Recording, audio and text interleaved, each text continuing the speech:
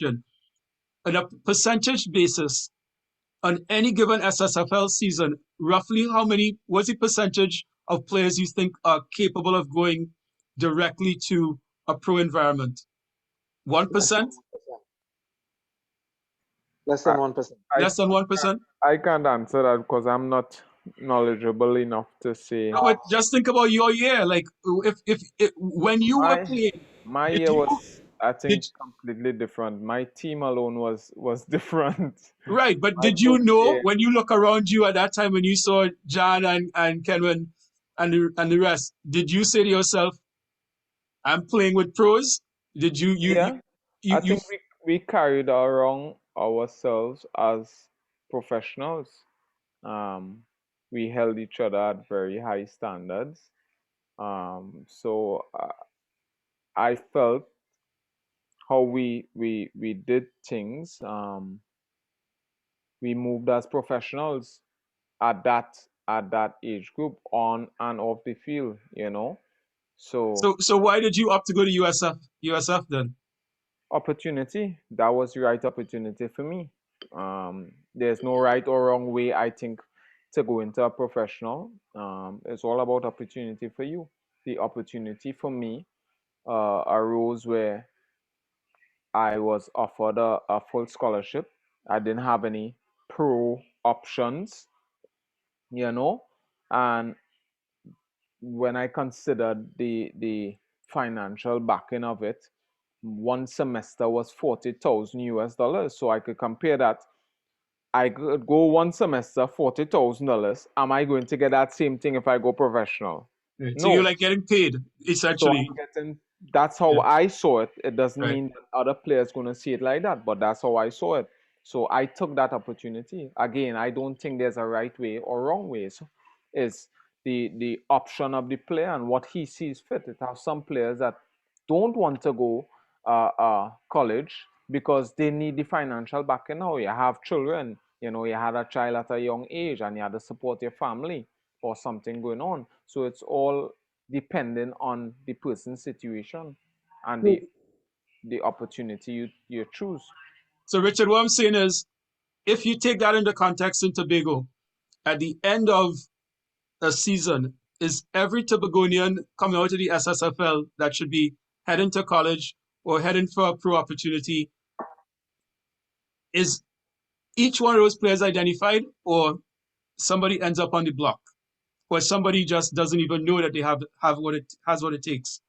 Well, to be honest, those players, when I see them, I start looking to see, okay, well, what's their situation, how we could assist them as much as we possibly can.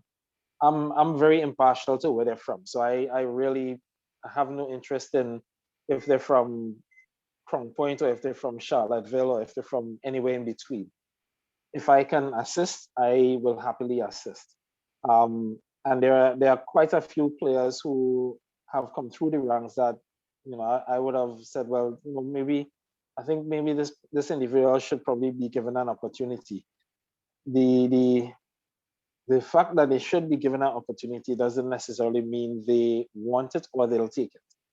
And when you look at the entire scope of it all, in Tobago over the last 3 or 4 years, you may get 1 or 2 persons leaving on a scholarship. Back in my day, it was easy to get 3 or 4. Only 3 or 4 for the whole island? Well, you have to remember, Tobago is an island, at least now, of 61,000 people. And if you're having 4 youth players leaving the island every year, then you in 3 years, you have a team going. And that was relatively easy.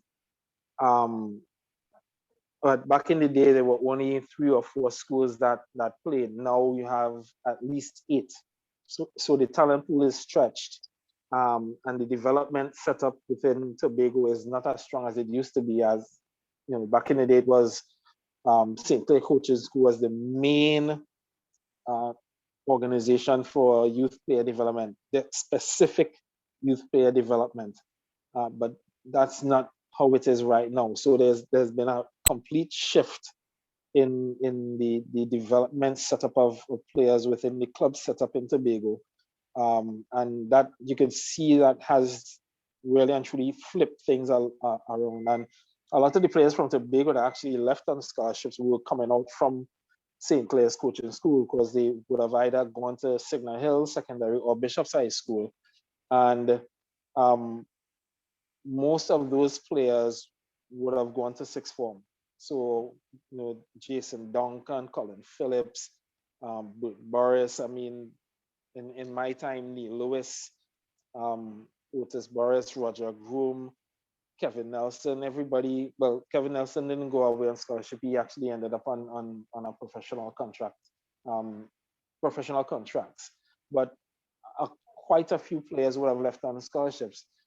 Now it's difficult because, well, too many reasons. One of them really and truly being that the environment in Tobago for secondary schools football is simply not what it used to be, and pretty much everybody can attest to that. You don't have 600 people, you don't have an entire school coming to watch you play. You have sprinklings, and even for finals, you just really don't get it. And it's the environment created from that, and the school environment, and multiple other things on top of it. It has become very difficult to get persons out from Tobago on scholarship. It has kind of steadied itself a bit, but it's still a bit of a challenge. And I think the persons who you really look towards going or look for the opportunity, quite a few of them kind of fall along the wayside. Whether they don't go to sixth form or they're just not interested, or family situation or anything along those lines. Their opportunity comes and it goes, and there isn't a lot we could do about it after a certain amount of time. So you reminded me of something. It triggered something in my mind. I want to, as we wrap this up, I can't end this conversation without talking about two things. One of them is the first part of the article that Wayne Shepherd wrote in Wired. But before I get to that, I want to ask this: is everybody in favor of rotating players instead of having fixed number of subs? Cornell, you say no. Why? On and off, right? Yeah, on and off. On and off, and maybe back on again. So Yeah. I'm okay with that for a younger age group, maybe under 13, but 15 and over, no. Yeah, but your 15 and over is only 16, 15 to 16, right? Because you have a 16 cap. Yeah. So what should happen in 15 and 16? I think what Cornell is saying, at that age, you're grooming them now to play at longer periods as well. But I get that. The college system is something similar to what you all are talking about with the on-off. Right. Yeah. But that way you get more people, more players involved, right? They get a feel of the game. But that in the rotating subs, what you do is give them a sense of entitlement. They start to believe that they will get playing time instead of having to work for their time. But I'm not suggesting that everybody be rotated. So if I have a 22-player squad, I'm not suggesting that everybody in the bench. It's what happens with when you have the rotating sub. Everyone thinks they were going to get playing time. So, okay, what about the same thing with the article, have multiple teams? Right. That's the flip side of it, right? When I played, there were two teams. So yeah, what they used to do. Right. So well, for me, I would be straight with the players. If we have 22 players, you pick 18 men, I'll be making 7 subs. Yeah. On and off thing, I wouldn't do that. So I would make 7 subs. The next game, I'll rotate the squad. 4 guys could take a rest. The 4 who didn't play come in. Same thing again, 7 subs. So everybody get playing time. I think Where's the limit? The limit now for the SSFL is 4 subs. I think that might be right. Yeah. Well, I think you can increase it to maybe 6 subs, or something like that. So when you all say on and off, what do you mean specifically? That they go on, they come off, and they go back on again? Yeah. That's how it is in the US. Yeah, that's but how it is arguably that might serve a tactical purpose if you could get to talk to players. I mean, we don't want to water down too much. What kind of match fitness would players be getting? If you come on for 10 minutes, then you come back off, But I think there's some rule as well. I think there's some rule as well with that, where when they can come back on in the first half, you can't come back off, or else that's it, or something. Correct. Like If you and it depends on the division, I think how it's structured. But if you are subbed off, it's not like you could go right back in. You have to wait into the second half.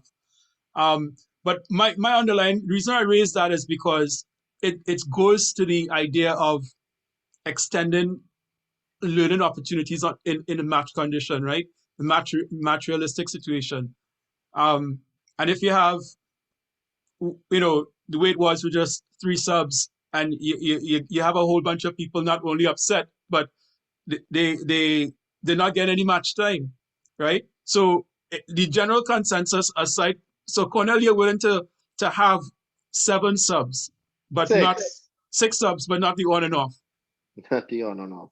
All right. I think between 5 or 6 is reasonable. But I think the rotating subs kind of give a young player a sense of entitlement. They think that everybody might get playing time, especially when you're winning game by a large number. Everybody think they should play. And even the parents, because you have parents that will be at the sideline cussing and shouting for their son to play because they know he's rotating subs.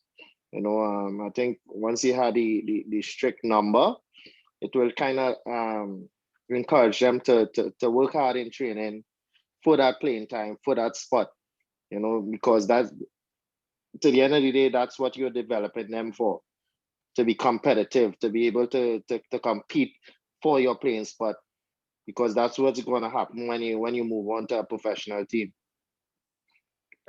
And the other thing I wanted to ask about was this. Travis mentioned naps. Do we need to diversify the game? I mean, football in Trinidad and Tobago is largely segmented in who plays it. I mean, everybody's a fan, but in terms of the ethnicities playing the game, we're not necessarily flat out across the board, right? And we don't necessarily see the TTFA aggressively weighing in on trying to expand the game. We just, generation by generation, the same people are playing. But if you look at football, old photos from like the 50s, you see more Sean De Silvas, right? You see a broader, a different reality. So what's the problem? That's a matter of choice. That's a matter of class. Because I'm a student of the game, and back in the days, you had the Casuals, the Colts, and these type of teams, Clydesdale, all these teams. As time went by, independence came around. The African people started to take over the sport, not by accident, it was by design.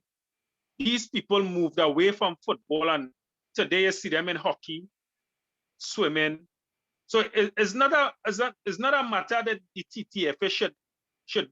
The TTFA isn't doing anything to deny people of other ethnicities the opportunity to play sport. They have chosen, like for instance, you will have them CIC Fatima. After colleges league football, that's it for them basically. They either go abroad to study, or they integrate themselves into the family business. Football now is a sweat for them on a Sunday. You see, that's one thing I wanted to make reference. of earlier. The college league football shouldn't be an extracurricular activity for one. Because when it's a hobby for you, you're taking away an opportunity from someone who wants to make it a professional career. If you're not serious about it and you think, hey, I only playing football because there's a hobby for me, I could go and work for that. You think I don't need this, then you shouldn't be there. Yeah, but how you changing that at the Fatimas and the CICs where the father is exactly, on the old boys board, board? that's why I said earlier we need a huge culture change because the father and the old boys and them does make decisions over who play, and daddy buying water so his son had to play, and you know, that kind of thing. We need a huge culture change. Helping to fund the program and all that. But Travis, to challenge your point, you said it's not a question of denying, and I accept and understand that. But the U.S. Soccer Federation kind of had a similar approach. They were like, well, we're not denying African American players from playing, but they weren't really paying particular attention to cultivating more black players from being involved in the sport, right? The African American players see the big money in NFL, in NBA, in baseball. That's just the reality. You can imagine LeBron James being a center forward as a football player, well, soccer as they call it. But if most of the talent goes into these sports because of the financial rewards. And in Trinidad, Sean De Silva is an anomaly. You ain't finding a white boy fighting up to play in the Pro League for $4,000 a month, $6,000 a month. Because the Pro League is what it is. But if I am the federation, I can't be worried about that commercial hurdle. My mission is to grow football. And I should be, just as I'm trying to expand it with women, I should be trying to take it to every sector. Because but at the end of the day, it will still come back to who has a personal family choice and what you're looking to do with it. Because as Travis say, rightfully, a man can't fight up for 3,000-4,000 if you're getting 7,000 across there. Are you going to fight up with that? If you go by daddy's business and again $8,000 compared to $2,000, what is the choice are you going to make? You know, so it will come back to that as well. You know, what options do you have and what will be the right one for you? As I say, it is economics, really. Yeah, coming back to dollars and cents. If your dollar is worth more across here than it is worth across here, you go to where it's worth more. Yeah. So, and that is that, and when you look at it, that's pretty much your decision right there. Mm-hmm. If I could literally, okay, so we're talking about the ethnic makeup of football as it is right now.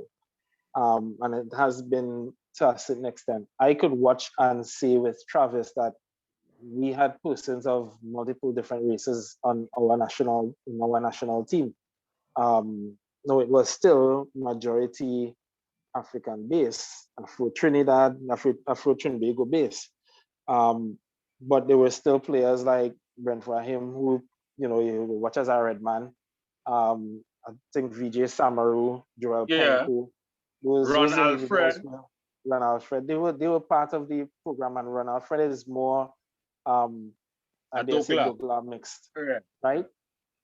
So those were players in our setup. So us seeing persons from a different background wasn't anything special, wasn't anything new. In fact, as far as we was concerned, hey, you're able to play football, you come and play football, we good with that. And, you know, we fix up after the day. But and we could watch and see cricket has actually driven a fair amount of the change in who is with football and who is with cricket. The IPL has actually made it so that there is a certain prominence based on a certain ethnic background, and we know that. So and the amount of money coming from the IPL, when you look at football and who's going out for football and the money they're getting, there's no real comparison. You can't compare. You could probably compare Levi Garcia now with Pollard, but look around. Who else can they compare with Bravo? Who can they compare with World Boss, Universe Boss? Sorry. Sunil Narine. Who can they compare to Narine, Puran? You don't have any comparison. So the economics has literally taken the breakdown of football and made it into kind of what it is right now. Our job, or the TTFA's job, is to try to rebuild that. And just to talk about the US a little bit, watch at the players playing in Europe. Watch out some of the boys and them in Barcelona and in Germany in particular. They have a lot of very mixed race players playing in Europe. Yeah, the federations worked. Right. So then that has translated itself to the makeup of the US national team. Watch that national team carefully. You'll recognize that national team is not what it used to be. I know that for a fact. It's not what it used to be. It's a lot more different now. But they actually made it a point to start going and looking into some of these communities and absolutely figure out, okay, well, why these players could actually come and beat a team that we have training for 4 years or whatever it is, and they're not really as structured or whatnot. It's a completely different concept. Love, appreciation, admiration, who they hold up as on the pedestal, whether the person is a Mexican descent or if the person is of English descent or whatever it is. How those individuals who were the ones that were never look at the game is very different from those individuals who have been in the game through finances, through those big academies and paying thousands of dollars a year to be in this academy. I think what they used to call it in the Nike something, and I think they got rid of that. Yeah, the Nike Academy, the other Nike Academy. Right. And they got rid of it. Listen, and Yohance could attest to this. Yohance works with Queen's Park. I don't know if he still works with them. Queen's Park has a very vibrant youth program. I think in the next 2 or 3 years, Queen's Park would be the best youth team in Trinidad and Tobago. Without a shadow of a doubt. I've heard that. So they have hired 2 Englishmen. They have brought in 2 Englishmen, right? To deal with the youth program from under 8 come all the way up to probably under 16. But what happens to the players after under 16? They have no interest in playing professional football. Well, we don't know, but I mean, but here's the, and I understand what you're saying, but here's the thing: if everybody's involved in the game, right? Yeah.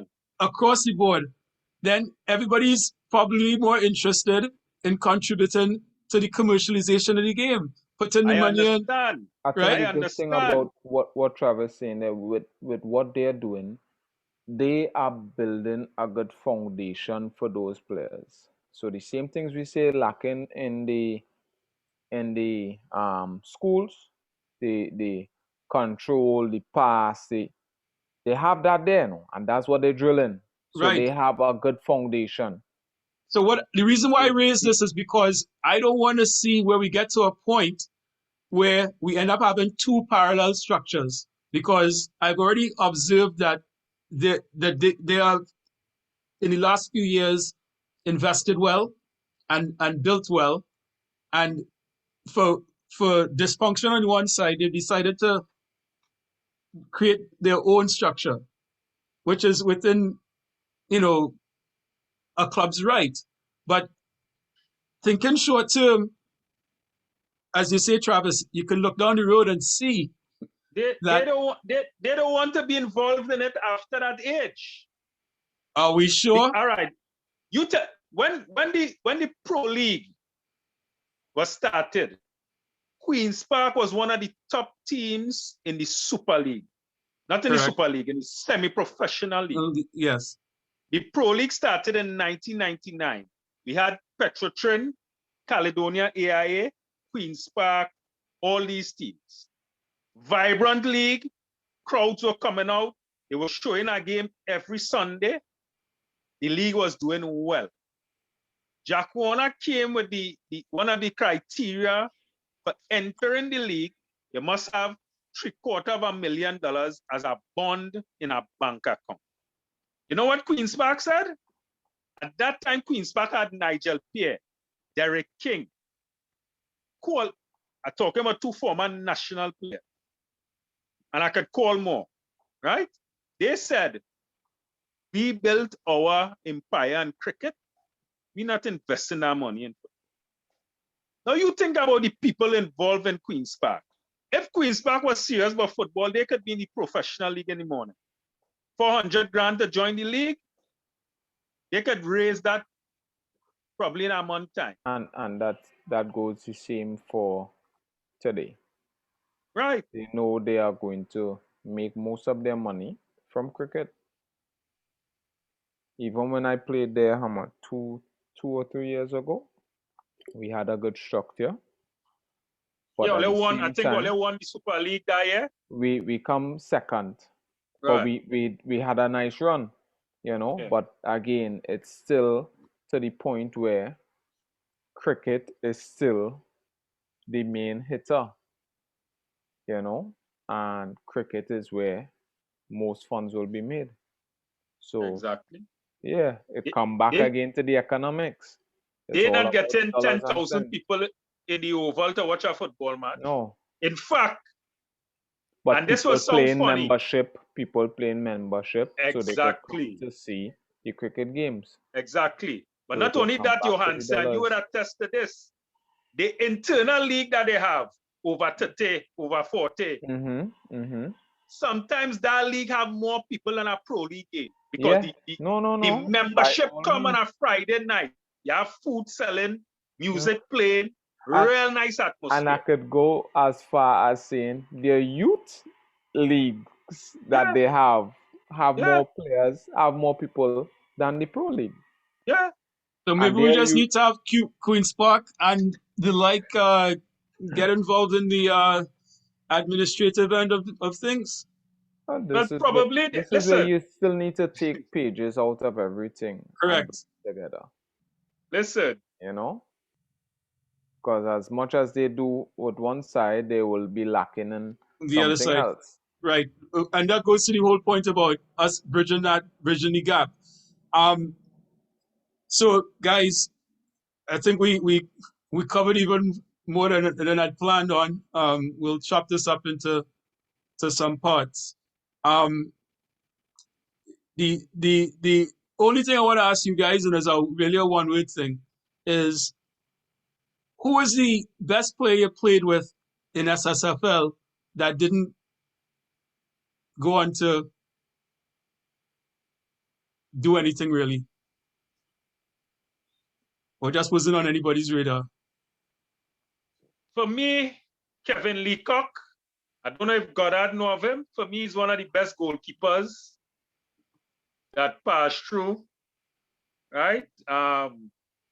He was very, very talented. He was way before his time, like keeper, sweeper, very athletic, could serve the ball with his feet and that kind of thing, right? He just fell off the map again. He came from a different background where after school, football is not the degree, get into a job, and that's for me, Kevon Neves. But Neves play pro, man. He play a year, but he play for his potential. Right. I think Kevon could have been one of one of the best players the nation could have seen. You know, he was strong, shot, defensively, he was good. But again, circumstances and people's decision, you know. I think he had a couple injuries and then your mind changes. So I would have liked to see what he could have done. Yeah. Cornell? For me, Sherwin Gomez from Carnage. Yeah. I think he was one of the best dribblers I've ever seen play the game. I see a number of knee injuries, I think, derailed his career, and unfortunately, but he was a gem of a player. Richard? Travis might really agree with me. Neil Lewis. Yeah.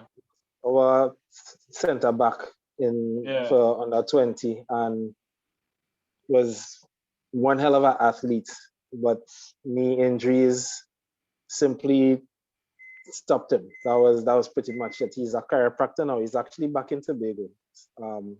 But of all the players I've ever played with or against, Neil Lewis was probably one of those that I wished I could have been watching on TV, to be honest. Brilliant. Guys, when I conceived of this discussion, I told all of you that it was going to be kind of open-ended. There's a lot of stuff that, we could have approached. I didn't particularly, we could have asked a lot of questions on the administrative end, about several of the problems the SSFL has had with the major issues, right? The Faizabad thing, Travis, you at Arima North with the Form 4 situation, etc. But really, I'm kind of glad that we got into the discussion about the field and the reality of the game in that sense. As I think the conclusions that we have, the structure has to be not just re-examined, but it just needs to be dismantled and something new constructed. A primary school and secondary school entity that is holistic, not the separation. You guys talked about coaching education from the point of view not just of licensing, but in terms of really meat and potatoes of the coaching and being prepared. You guys didn't mention this, but I think you kind of alluded to it. But the women talked about coaching the SSFL requires a lot of management as well, with some of the in-school structural issues. You seem to suggest that the Ministry of Education may not be the right home for the SSFL arrangement. We talked about the rotation of the substitution set up as an alternative, and we basically covered a lot of that ground. The capping of the age group. Oh right, capping of the age group, yeah. And I have to say that surprised me. I didn't realize Cornell was going to go so hard as 16. I see the merits of it. I understand his point, and I think in the long term, that gets us closer to, watching the reserves in a professional environment and building the pros. The 18 isn't a bad intermediate step. 17, but definitely the 15-year-old in Form 1. I don't feel as much of a level of sympathy, let's say, but I understand the predicament. But that predicament is not. It's not the making of the football. It's more the making of the education system. And then the broader picture about money, right? That's at the core of the whole problem. And then the last thing that we touched, which was the first thing, was if there's no season, alternatives to play futsal as a mechanism for technical improvement and so on. I'm sure there are other things, but those seem to be the big threads. So I want to thank you. And what? And given the present environment with the COVID, with the limiting of the numbers, futsal could be a good alternative. Yeah, and that's exactly 11. The proposition. I mean, it is such a good alternative in the sense that in terms of the COVID protocols and having well whatever arrangement, it should be easier to manipulate those smaller numbers, right? But we certainly shouldn't be inactive till the problem is resolved. So I want to thank you guys for weighing in. I normally don't necessarily jump into big introductions. So in closing, I will say that collectively, you guys represent playing experience in Canada, the US, Iceland. Yohance, you were in Mexico, you were in Myanmar, in Thailand, Cornell, India, Vietnam, USA, Richard, Canada and US. So clearly, leaving SSFL, landed you all across the planet, and that's a mentoring model for possible players coming out. We also talked about the technical side, improving play.